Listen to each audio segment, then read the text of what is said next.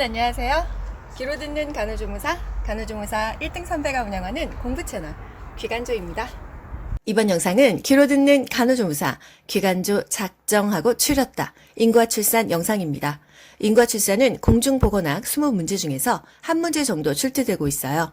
최근 기출을 분석해서 정리한 영상이니만큼 한 문제 꼭 맞추실 수 있도록 찝어드릴게요. 국가고시는 중요한 부분, 기출에 자주 나오는 부분만 계속 반복하면 합격점은 당연히 넘고요. 고득점도 나오는 거예요. 아시겠죠? 작정하고 추렸다. 재생 목록 클릭하시면 간호조무사 과목별 영상이 순서대로 뜹니다. 수시로 들으면서 국시 전까지 잊어먹지 않게 무한 반복하세요. 인구와 출산, 인구에 대해서 이해를 해보고요. 출산과 피임에 대해서 알아보자 하는 파트가 되겠어요. 인구가 뭐죠, 여러분? 일정 지역에 사는 사람의 숫자입니다. 세계 인구 78억, 대한민국 인구 5천만, 이거 뭐를 기준으로 하는 거예요? 그 연도, 그 특정한 시간에 그 지역에 사는 사람의 숫자를 인구라고 합니다. 교재에서 일정 지역에 거주하는 사람의 집단인데 시간을 특정해 주는 게 인구라고 말을 했어요. 지역에 사는 사람인데 이사 갈 수도 있잖아요. 12월 달에는 여기 서울 살았다가 1월 달에는 남해로 이사를 갔어. 그러면 저는 서울 인구에서 빠져버리고 남해 인구로 플러스 되니까 시간을 지정해 줘야 된다. 그래서 인구에 특정 시간 그리고 그 일정 지역이 들어가는 것입니다. 지금 이 시간, 지금 여기, 이게 바로 인구라는 거예요, 여러분. 인구의 뜻에 대해서도 많이 물어보기 때문에. 근데 이게 머리에 잘 안 들어가잖아요. 특정 시간, 일정 지역. 그냥 그 지역인데 시간을 특정해준다 기억하세요. 인구가 변화하는 세 가지 요소가 있어요.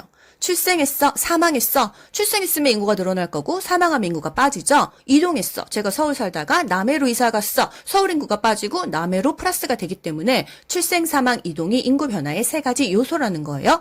안 가기 전에 이해를 하고 넘어가면 얼마든지 그 보기에서 답을 맞추실 수가 있어요. 인구의 구성에 대해서 알아볼게요. 인구는 그러면 성별로도 나눠진다. 나이별, 연령별로도 나눠진다.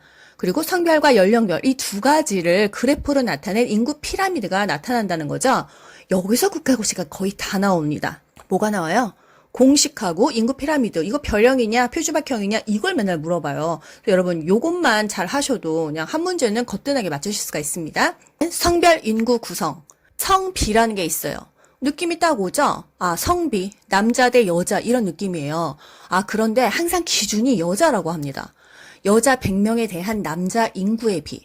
여러분 국가고시에서요. 뭐에 대한 뭐 이런 게 자주 나옵니다. 어떤 국가고시에서든지 항상 말을 이런 식으로 풀어요. A에 대한 B가 뭐가 분자이고 뭐가 분모일까요? 앞에 A에 대한 B 이랬을 때 이 앞에 있는 A가 분모로 들어갑니다. 공식을 기억하실 때요. A에 대한 B 그러면 A분의 B라고 생각하시면 돼요. 아시겠죠? 그러면 여자에 대한 남자라고 했으니까 여자가 분모로 들어가는 거예요. 그래서 여자 수 분의 남자 수 곱하기 100이 바로 성별 인구 구성이라는 거예요. 그럼 여자가 100명이야. 남자가 98명이야. 성별 인구 구성 비는 뭐예요? 98이 되겠죠? 그렇게 계산을 하는 거예요. 1차 성비, 2차 성비, 3차 성비도 물어봅니다. 1차 성비는요. 아기가 뱃속에 있을 때 남자냐 여자냐 성비입니다. 2차 성비는요. 아기가 태어났어. 딸이야 아들이야. 이게 국가고시 어떻게 나와요? 장래 인구를 추정할 수 있는 성비는 몇 차 성비냐 이렇게 나오잖아요. 장래 인구를 추정할 수 있다. 아기가 태어났는데 딸이야. 아 그러면 여자가 더 우리나라에 많을 수 있겠다. 이렇게 그냥 추정하는 거고요. 남자 애들이 더 많이 태어났어. 그러면은 장래에는 남자가 더 많겠다. 이렇게 추정할 수 있는 거예요. 중간에 근데 사고가 나서 죽을 수도 있고 아파서 또 죽을 수도 있잖아요. 그래서 3차 성비는 현재. 과거에는 뭐 남자들이 많이 태어났어. 근데 지금 시점에서 현재. 과연 성비가 누가 더 많냐? 이게 바로 3차 성비예요. 연령별 인구 구성, 영아, 유소년, 생산 연령 인구, 고령 인구 이렇게 있다. 공식이 국가고시 정말 자주 나옵니다, 여러분. 공식을 암기하려고 하지 마세요. 이해를 하고 넘어가시면 그 보기가 변형돼도 다 맞추실 수가 있으니까요. 총 부양비는 뭘까요? 돈을 버는 사람이 벌지 않는 사람을 부양하는 게 총 부양비예요. 그러면 생각을 해보자고요. 총 부양비는 돈 버는 사람이 몇 살이죠? 15에서 64세까지예요. 그 사람이 어디로 들어갈까요? 분모로 들어갑니다. 돈 버는 사람에 대한 돈 안 버는 사람들의 공식 수치이기 때문에 돈 버는 사람이 분모로 들어가는 거예요. A에 대한 B는 A분의 B라고 했잖아요. 그러면 돈 안 버는 사람은 누구예요? 애기하고 노인입니다. 애기가 0에서 14세, 노인이 65세 이상. 그렇게 되는 거예요. 그래서 돈 버는 사람 분에 돈 안 버는 사람 애기랑 노인을 더해서 곱하기 100 하면은 이게 총 부양비의 공식이에요. 따끈따끈하게 국시에 나왔었잖아요. 아시겠죠? 돈 버는 사람이 돈 안 버는 사람을 부양하는 게 총 부양비다. 총 부양비가 높다는 것은 경제 발전이 쉬울까요? 어려울까요? 돈이 많이 드니까 경제 발전이 어려운 거예요. 또 유소년 부양비, 노년 부양비, 어떤 부양비 공식을 구할 때는 그 구하고자 하는 값이 항상 분자로 올라갑니다. 아시겠죠? 뒤에서 다시 짚어드릴 거예요. 유소년 부양비는 개발도상국이 높다. 개도국은 아기들을 많이 낳으니까. 노년 부양비는 선진국이 높다. 선진국은 노인은 많고 아기들은 적으니까 노년 부양비가 분자로 들어가니까요. 분자값이 커질수록 그 값은 커지잖아요. 2분의 10이었어. 그러면 답이 5인데 2분의 20이야. 그럼 답이 10이 되죠. 분자가 클수록 값이 올라가기 때문에 노년 부양비는 선진국이 더 높습니다. 노인이 많기 때문에요. 노령화 지수는 노인 인구가 많다는 뜻이죠. 노인이 많으면 부양비도 당연히 올라간다 이런 의미입니다. 앞에서 제가 간단하게 설명하고요. 뒤에서 또 짚어드릴 거예요. 인구 피라미드 구조. 요거 시험 문제에 무조건 한 문제씩 거의 나오는 것 같아요. 여러분 이거 참 쉽습니다. 인구 피라미드 구조 어떻게 공부하면 될까요? 일단 피라미드형, 종형, 항아리형, 별형, 표주박형 이 5개만 알면은 그냥 시험을 맞출 수 있는데 이 중에서 시험이 제일 잘 나오는 건 뭐예요? 별형하고 표주박형이에요. 일단요. 피라미드형은 유소년 인구가 많을까요? 노인 인구가 많을까요? 피라미드는요. 아기가 많이 태어나는 거예요. 유소년 인구가 많으면 피라미드형이고요. 유소년 인구랑 노인 인구가 같으면 종형이라고 생각하세요. 노인 인구가 많으면 항아리형입니다. 뭐 두 배보다 많다, 적다 뭐 이러는데 그냥 여러분 굵게만 가져가시면 됩니다. 아기들이 많으면 피라미드형, 둘이 같으면 종형, 또이또이면 종형이에요. 노인이 많으면 항아리형. 여러분 이거 헷갈리지 않게 암기하는 방법 뭐죠? 노인은 나이 먹으면 문화센터 가서 항아리 빚을 수 있잖아요. 취미생활로요. 그래서 노인이 많으면 항아리 빚으러 간다. 항아리형이다. 요거 하나만 기억하시면 피라미드형은 당연히 유소년이 많다. 이렇게 상대적으로 암기가 되잖아요. 둘이 같으면 종형이에요. 그리고 별형과 표주박형이 있습니다. 별형은 도시형이고 표주박형은 농촌형이에요. 왜? 돈 버는 인구가 50% 이상이야. 돈 버는 사람이 많으면 도시형이겠죠. 시골에서 돈 벌러 다 서울로 오잖아요. 대도시로 오잖아요. 그게 바로 별형입니다. 돈 버는 인구가 전체 인구의 50% 이상이다. 50%, 60%, 70%, 80%, 90%다. 이러면 바로 별형이 되는 거고요. 표주박형, 농촌형. 농촌에는 돈 버는 인구 없잖아요. 다 서울로 빠지고 할머니, 할아버지밖에 없잖아요. 그래서 돈 버는 인구가 전체 인구의 50% 이하다, 40%다, 30%다, 20%다. 이게 바로 표주박형, 농촌형이라는 거예요. 아시겠죠? 애기들이 많으면 피라미드형. 같으면 종형, 노인이 많으면 항아리형, 항아리 빚으러 가야겠죠? 돈 버는 사람이 많으면 별형, 도시형, 또 돈 버는 인구가 적으면 표주박형, 농촌형이다. 여러분 기억하실 수 있으시죠? 경제활동 인구와 비경제활동 인구가 있습니다. 경제활동 인구는요, 돈 버는 사람이에요. 비경제활동 인구는 돈 안 버는 사람입니다. 돈 안 버는 사람은 애기랑 노인이죠? 돈 버는 사람은요, 15세에서 64세까지예요.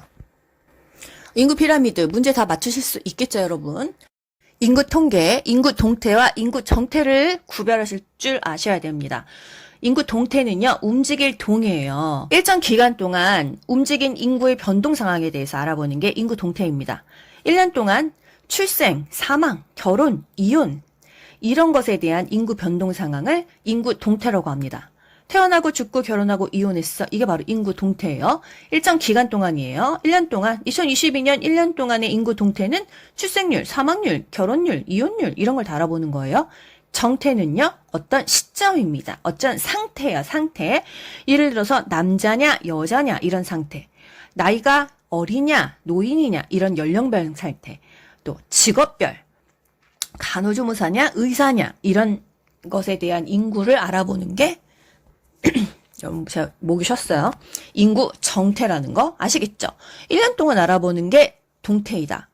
그리고 직업별, 연령별, 성별, 그 상태에 대해서 알아보는 게 정태이다. 헷갈리니까 암기는 하셔야 됩니다. 일정 기간 하면은 1년이죠. 1년 동안 움직이는 상태에 대해서 알아보는 거 동태라는 거. 이렇게도 안 헤어지면 여러분 먹는 동태 있잖아요.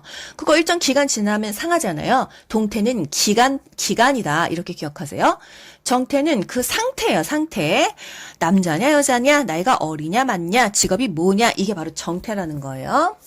4번 인구 증가, 자연 증가와 사회 증가가 있다. 자연적으로 증가하는 것은 출생률과 사망률. 사회적인 증가는 전입, 전출. 이사 오고 이사 가고 좀 인위적이지만 이게 사회적으로 인구가 늘어나기도 하고 빠지기도 하는 거죠. 우리나라의 인구 문제는 뭐예요? 저출산이에요. 애를 안 낳아요. 그러면은 당연히 유년 인구 수가 줄겠죠. 노인 인구만 많잖아요. 그러면 부양비도 당연히 증가하죠. 성비 불균형. 예전에는 아들만 선호해서 아들을 많이 낳았었잖아요. 수도권 인구 과밀. 다 도시로 옵니다. 왜? 일자리가 돈 벌어먹고 살 일이 도시밖에 없어요. 그래서 이게 바로 우리나라 인구 문제다. 저출산 정말 심각하죠? 문제 낼게요. 맞춰보세요. 어느 특정 시점에서의 인구 상태 뭘까요? 시점, 그 상황, 상태, 인구 정태였어요. 문제 맞춰보세요. 일정 기간 하면은 딱 동태 나오죠? 인구가 변동하는 상황을 의미한다. 출생률, 사망률, 사산율, 주상기 사망률, 혼인율, 이혼율 이런 인구 상태가 기간이면 동태다. 2번 가족계획. 우리나라 추진 가족계획사업 피임 요것에 대해서 알아보도록 할게요. 가족계획은 뭐예요? 자녀를 몇 명 낳겠다. 나 결혼하면 뭐 아들 하나 딸 하나 낳을 거야. 이게 바로 가족계획이에요. 그리고 첫째 낳고 2살 터울로 둘째 낳을 거야. 이 출산 터울 이게 바로 가족계획입니다. 그리고 애를 셋 낳을까? 이런 출산 횟수 이런 계획을 세우는 게 가족계획이에요. 그래서 출산 시기, 간격, 자녀 수를 결정해서 건강한 자녀의 출산과 양육을 하는 게 바로 가족 계획이라고 할 수 있는데요. 요건 그냥 가볍게 듣고 넘어가세요. 우리나라 가족 계획 사업은 어떤 방향을 하고 있냐? 청소년의 성교육, 또 미혼모 예방교육을 한다. 출산을 장려하고 있죠. 애 낳으면은 뭐 모두 준다 하잖아요. 하도 안 나니까. 피임 방법의 질적인 향상, 또 출생 성비의 불균형을 해소한다. 아들만 낳지 말고 딸도 좋다. 이렇게 자꾸 이미지 심어주잖아요. 또 모자 보건이 강화되고 있다. 임신 중절 수술을 예방하자. 이런 것들이 바로 가족 계획 사업의 방향입니다. 가급적이면 아기를 많이 낳을 수 있게끔 장려하는 거죠. 피임, 이상적인 피임 조건. 피임 효과는 좋아야 되는데 일시적이어야 돼요. 피임하다가 피임 안 했을 때 아기가 바로 생기고 혹시 피임하다가 아기가 생겼어도 그 피임했던 걸로 인해서 기형아가 생기지 않고 아기가 건강해야 된다. 이게 바로 피임의 조건입니다. 일시적인 피임법과 영구적인 피임법이 있어요. 일단 영구적으로 하는 것은요. 여자는 난관 결찰술이 있습니다. 남자는 정관 절제술이 있어요. 뭐 우리 드라마나 이런 데 보면은 나 정관 묶었어 이러잖아요. 묶었다고 하면은 그게 결찰이거든요. 근데 정관 절제술이에요. 이름은 절제술입니다. 그렇다면 잘랐다는 뜻 아닌가요? 오히려 여자가 결찰술 묶습니다. 이름이 그렇다는 거 기억하세요. 영구적인 피임은 정관, 절제, 난간, 결찰술이 있다는 거. 그럼 일시적인 거 먹는 피임약 있잖아요. 경구용 피임약. 이게 전 세계에서 가장 많이 사용되고 있고요. 효과가 좋아요. 가격도 저렴하고 피임을 바로 또 끊을 수도 있다는 거. 어떤 원리죠? 배란을 억제해서 임신이 안 되게 하는 그런 원리예요. 또 월경 주기가 불규칙하다면 이 약을 먹으면 규칙적으로 돌아온다. 그래서 꼭 피임 아니더라도 월경 주기가 너무 불규칙한 사람들이 피임약을 먹습니다. 콘돔. 성병을 예방해요. 콘돔이 그 안에서 무슨 이런 애액 같은 것을 다 막아주기 때문에 성병 예방에는 콘돔이 좋다는 거. 자궁내 장치 IUD 요거 중요한데요. 루프 끼는 거예요. 착상을 방지합니다. 수정이 됐다 하더라도 일주일 후에 난간의 팽대부에 가서 착상을 해야 되잖아요. 착상을 방지할 수 있습니다. 부작용은요. 감염이 되거나 피가 많이 나와요. 양이 굉장히 증가할 수 있다는 부작용이 있습니다. 자궁내 장치 IUD 굉장히 중요해요. 착상을 방지한다. 그래서 이게 간혹 요즘에야 당연히 사후 피임약이 있긴 하지만요. 성폭행 당했어. 근데 일주일이 안 됐어. 그러면 뒤늦게라도 루프를 끼게 되면 그 수정이 착상되지 않아서 피임 가능성이 있다. 그렇게 그냥 간간히 쓰일 수도 있다는 거. 월경 주기법이 있습니다. 점액 관찰법, 기초체온법, 오기노식법, 날짜 피임법. 디테일하게 국가고시용은 아니에요. 그냥 간단하게만 알고 가시면 됩니다. 점액 관찰법. 말 그대로요. 배란일이 됐을 때 뭔가 계란 흰자 같은 끈적끈적한 점액이 관찰된다. 점액이 분비되기 시작하면 가임기로 볼 수 있다. 이 말이고요. 기초체온법. 체온을 쟀는데 평소보다 좀 높아. 그러면 배란기일 수 있다. 그냥 그렇게 굵게 기억하세요. 오기노식법. 오기노 이거 뭐예요? 일본 말이잖아요. 일본에서 개발한 건가 봐요. 5일간의 배란기에다가 정자 생존 기간 3일을 더해서 8일 동안 임신 가능이 그 기간이라고 생각을 하는 겁니다. 좀 길죠? 그래서 그냥 오기노식법은 배란기 플러스 정자 생존 기간 3일까지 더해서 정자가 이제 3일 동안 살 수가 있으니까요. 그래서 요게 배란기이다. 이렇게 아는 거고, 또 날짜 피임법은 짧은 주기에서 18 빼고 긴 주기에서 11을 뺀 날짜가 배란기이다 이거예요. 요게 뭐 국가고시용으로 나오지는 않지만 그냥 여러분 짧은 주기에서 18 빼고 긴 주기에서 10을 뺀다는 거 이거 뒷장에서 다시 짚어드리도록 할게요. 이런 것들이 있다. 인과출산은 사실 이 페이지에서 뭐 끝난다고 볼 수가 있어요. 뒷장에서 어떻게 문제가 나왔었는지 기출 유형이나 문제 유형에 대해서 짚어드리도록 하겠습니다. 1번, 우리나라 인구 변화는 노령화 지수가 높다. 노인 인구가 많은 나라가 노인 부양비가 높겠죠.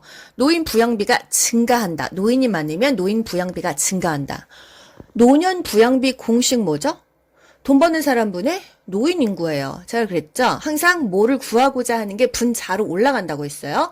노년 부양비는 노인이 몇 살부터죠? 65세 이상 인구가 올라갑니다. 그럼 여러분, 유소년 부양비 공식 뭘까요? 돈 버는 사람, 생산 연령 인구, 경제 활동 인구는요, 15에서 64세. 이건 항상 분모로 고정입니다. 그리고 노년 부양비니까 분모의 노령이 올라가고요. 유소년은 분모의 유소년이 올라가는 거예요. 아시겠죠? 총 부양비 공식 따끈하게 국시에 나왔었다고 했죠? 총 부양비는요, 돈 버는 사람이 돈 안 버는 사람을 부양하는 거다. 그러면 돈 버는 사람 몇 살이에요? 15에서 64세가 분모로 들어가고요. 돈 안 버는 사람, 애기랑 노인이죠? 애기 플러스 노인 하는 거예요. 곱하기 100. 이게 바로 총 부양비의 공식입니다. 노령화 사회일수록 총 부양비가 높습니다. 왜? 노령화 사회니까. 노인 인구가 분자에 있잖아요. 분자 값이 커질수록 그 값이 커지니까요. 분자가 클수록 그 값은 커진다. 분자에 노인 인구가 많으면 공식에서 노령화 사회, 노인 부양비가 훨씬 증가한다 이겁니다. 이 부양비가 증가할수록 돈이 많이 드니까 경제 발전은 어려움이 따르고요. 우리나라의 인구 변화는 노령화 지수가 올라가고 노인 인구의 치매 유병률이 증가한다. 나이가 먹을수록 노인성 질환, 치매, 뇌졸중, 파킨슨의 그 발병률이 증가하겠죠. 유병률이 뭐예요? 그 병을 보유하고 있는 비율이에요. 노년 부양비, 유소년 부양비, 총 부양비 다 분모에 돈 버는 사람이 들어가 있는데요. 노령화 지수만 달라요. 그래서 비교하시라고 제가 공식을 집어넣었습니다. 노령화 지수는요. 아기분의 노인이에요. 아시겠죠? 아기분의 노인. 태어난 아기들이 적고 노인이 많을수록 노령화 지수는 더 커지겠죠. 그쵸? 유소년 인구가 만약에 1이야. 노인 인구가 5야. 그러면 그 값은 5니까. 근데 만약에 유소년 인구가 10이야. 노인 인구가 2야. 그럼 10분의 1. 훨씬 작아지죠. 자값이 커질수록 커지는 거예요. 노령화 지수는 노인이 많아지니까 당연히 지수가 올라간다. 이 얘기입니다. 노령화 지수가 높다는 것은 노인 인구가 많다는 뜻이고요. 노인 인구가 많다는 것은 노인 부양비가 높아진다는 얘기예요. 돈 버는 인구는 생산 연령 인구 또는 경제 활동 인구. 이렇게 말을 바꿔도 다 아셔야 돼요. 돈 버는 인구 나이 몇 살이에요? 15세에서 64세까지입니다. 65세부터는 그냥 노인이에요. 인구 피라미드 이 구조 다시 한번 보도록 할게요, 여러분. 피라미드형은 유소년 인구가 많다. 종형은 인구가 정지되어 있어. 같다는 거예요. 유소년과 노인 인구가요. 항아리형은요, 노인이 많죠. 또 별형은요, 돈 버는 사람이 50% 이상. 또 표주박형 농촌형은요, 돈 버는 사람이 50% 이하. 그쵸? 돈 버는 사람이 적다는 얘기예요. 노인이 많으면 항아리형, 돈 버는 사람이 많으면 별형이다. 우리나라는 무슨 형이에요? 항아리형이에요. 우리나라는 노인이 많기 때문이죠. 또 4번 선진국의 형태로서 하면은 딱 사실 나옵니다. 증가하지도 않고 감소하지도 않아 또이또이야 종형이죠. 저출산, 저사망률의 인구 유형은 종형이라는 거. 5번 0에서 14세 인구가 65세 이상 인구의 2배가 되는 인구. 뭐 그냥 2배가 되고 막 이런 것까지 하면 헷갈리니까요. 그냥 같다 하면은 종형, 정지형이 되겠습니다. 6번. 15에서 64세 인구가 전체 인구의 50%를 초과해. 아, 돈 버는 사람이 많어? 그러면 도시형이죠. 돈 벌러 도시 갔으니까요. 도시는 별형입니다. 별 보러 도시에 갔다 생각하시면 되겠죠. 7번. 15에서 64세 인구가 돈 버는 사람이 전체 인구의 50% 미만이야. 돈 버는 사람이 적으면 뭐라 그랬어요? 시골이라고 했잖아요. 농촌형, 표주박형, 호로형이다. 생산 연령 인구가 많이 유출되어 전체 인구의 50% 미만인 농촌 지역의 인구 구조 유형은 뭐죠? 호로형, 농촌형, 표주박형이다. 문제가 말이 조금씩 바뀌지만 결론적으로 같다 하면은 종형. 그죠? 노인이 많아. 그럼 뭐예요? 항아리형. 돈 버는 사람이 많으면 도시형, 별형. 돈 버는 사람이 적으면 시골형, 농촌형, 표주박형, 호로형. 아시겠죠, 여러분? 이건 무조건 맞추셔야 돼요. 8번. 피임과 성병을 동시에 예방한다. 그냥 성병 하면 딱 나오죠. 콘돔이에요. 신혼부부에게 권장한다. 콘돔이에요. 9번. 특정 시간, 일정 지역, 뭐죠? 인구예요. 인구. 이 지역, 서울시 이 지역에서 특정 시간을 정해서 재는 게 바로 인구다. 인구 변화의 3요소. 태어나고 죽고 이동했다. 또 인구의 증가는 자연 증가와 사회 증가로 나뉜다. 자연 증가는 출생 사망에 의해서, 또 사회 증가는 전입 전출에 의해서. 12번 피임법 중에서 아침에 깨어서 건강하고 안정된 상태에서 누운 채로 측정하는 체온이 뭐냐? 기초체온법이에요. 여러분, 굿모닝 기초체온법 이렇게 같이 기억하세요. 굿모닝 기초체온법. 또 우리 객담 언제 됐죠? 이른 아침 첫 객담. 요게 아침에 하는 거 두 가지입니다. 굿모닝 기초체온법, 굿모닝 객담 이렇게 기억하세요. 기초체온법은 눈 뜨자마자 건강하고 안정된 상태에서 그냥 누운 채로 내 체온 재서 오늘 체온이 높아? 나 배란기야. 그러면은 애기 가지려는 사람은 그때 그냥 하면은 애기가 생기겠죠? 그게 바로 기초 체온법입니다. 객담도 이른 아침 첫 객담 뱉으라고 하잖아요. 굿모닝 기초 체온법, 굿모닝 객담 기억하세요. 13번. 여성이 피임 방법으로 기초 체온법을 사용할 때 체온이 낮아졌다 올라갔다면 이거 사실 이론적으로 이해하기도 어렵고 설명하기도 저도 어려워요. 그냥 낮아졌다 올라갔다 하면은 배란이 끝났거나 끝난 직후이다. 그냥 이렇게 기억하자고요. 배란이 끝났거나 끝난 직후이다. 14번 날짜 피임법에서 최단 월경 주기에서 18 빼고 최장 월경 주기에서 11 뺀다. 뭐에서 못 빼는지 헷갈리잖아요. 단물 빨고 버리냐 18 요걸 기억하세요. 그러면 18을 최단기간에서 18을 뺀다는 거죠. 월경 주기가 뭐 25일에서 30일로 좀 이게 불규칙해. 그러면 기간 구할 때 짧은 주기 25일에서 18 빼고 30일에서는 10일을 뺀다 이 말이에요. 이 문제는 국가고시용으로 나오지는 않습니다. 알고만 넘어가세요. 인구 동태, 기간이죠. 인구 정태, 시점, 상황입니다. 동기, 정시 이렇게 그냥 초성만 외우셔도 돼요. 동태는 기간이고 정태는 시점이다. 동기, 정시. 16번 어느 일정 기간 내의 인구 변동 상황은 동기, 동태죠. 출생, 사망, 결혼, 이혼 이게 바로 동태죠. 17번 특정 시점에서의 인구 상태, 시점. 동기, 정시, 정태예요. 정태. 시점은 정태이다. 18번 인구 동태에 가장 큰 영향을 주는 요소는 출생, 사망, 결혼, 이혼이다. 19번 가족 계획이란 결정해서 하는 거예요. 뭐를? 출산 시기, 간격, 자녀 수를 결정해서 출산과 양육을 건강하게 하는 것이다. 20번 가임 여성이 평생 한 명이 낳을 것으로 예상되는 평균 출생아 수, 출산력 지표가 뭐냐? 합계 출산율이다. 요거 그냥 한번 가볍게 알고 넘어갈게요. 가임 여성 나이는요, 15에서 49세까지라는 거예요. 21번 1차 성비는 뱃속에 있을 때죠. 태아의 성비. 2차 성비는 출생 시의 성비다. 장래 인구를 추정하는 데 좋은 자료가 되는 것은 2차 성비죠. 3차 성비 현재 인구 100에 대한 남자 수예요. 24번 65세 이상은 여자 평균 수명이 남자보다 길다. 남자가 짧다. 그래서 노년 인구는 성비가 낮아진다. 25번 연간 태어난 출생아 1000명 중에 만 1세 미만에 사망한 영아 수의 비율은 한마디로요. 1세 미만 아기가 죽은 게 뭐죠? 영아 사망률이에요. 영아 사망률은요. 그날의 보건지표의 중요한 지표가 됩니다. 왜? 영아가 태어난 지 1년 미만의 아기들이 죽었다는 거는 그 나라의 보건 수준이 영 아니라는 거예요. 그래서 모자보건 사업의 주요 평가 지수는 하면은 영아 사망률이다. 영아 사망률은요. 인과출산에서 또는 모자보건과 학교보건에서 그냥 거의 매번 나오는 문제입니다.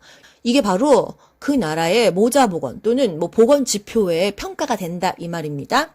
26번 배란 작용을 억제한다 그랬어요. 그러면은 먹는 피임약이죠.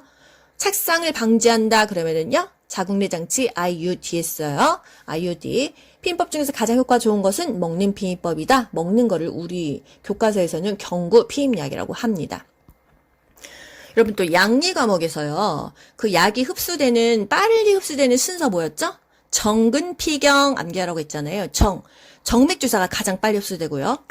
근육 주사, 그 다음에 피하 주사, 마지막에 경구, 입으로 먹는 게 약발이 제일 늦게 받는 거예요. 아시죠? 그래서 이게 뭔가 배우면서 다른 과목에서 요거 배웠었는데 하는 거는요. 기억을 더듬어서 또 교과서를 찾아가면서 한 번씩 다시 되짚어 가세요. 아시겠죠? 27번 수정란에 착상을 막아 하면은 자궁내 장치 IUD 나오죠. 응급피임법으로 쓰인다. 아까 뭐라 그랬어요? 수정은 되는데 착상되는 시간까지 일주일이 걸린다. 그리고 또 뭐 나왔어요? 모성에서 시험 문제. 착상은 어디에서 되냐? 난관의 팽대부에서 된다. 그거까지 나왔습니다. 28번 자궁내 장치 금기증 IUD. 이 루프는요. 아무나 끼는 게 아니에요. 아가씨는 끼지 않습니다. 임신 경험이 없을 때는 안 껴요. 보통 아기를 낳던 분들이 많이 낍니다. 루프를 끼면요. 피가 많이 나오는 부작용이 있어요. 그래서 염증이 생길 수 있습니다. 몸에 뭔가 이물이 들어가면 염증이 생겨요. 이게 뭐 루프뿐만이 아니라 코 수술하신 분들도 염증 생기고요. 가슴 확대술 하신 분들도 그 실리콘이 안에서 곰팡이 쓸었다 그런 얘기 많이 하잖아요. 뭔가 내 몸에 들어오는 것은 이 몸에서 염증 반응을 일으킵니다. 그래서 자궁내 장치 금기증은 골반염이 생길 수 있고 과다한 월경량이 너무 많아서 고생을 해요. 또 아가씨들은 끼면 안 된다. 아기를 낳던 사람이 끼는 게 좋다는 거예요. 루프를 우리 교과서에서 뭐라고 하죠? 자궁내 장치, 자궁내에 끼는 장치다. IUD다. 귀로 듣는 간호조무사 작정하고 치렀다. 인과 출산 여러분 공부하시느냐고 고생 많이 하셨어요. 짬날 때마다 수시로 들으면서 고득점 합격하세요. 귀로 듣고 고득점 합격하는 비결이 귀간조에 있습니다. 여러분 모두 합격. 가자. 안녕. 좋아요 눌러주세요.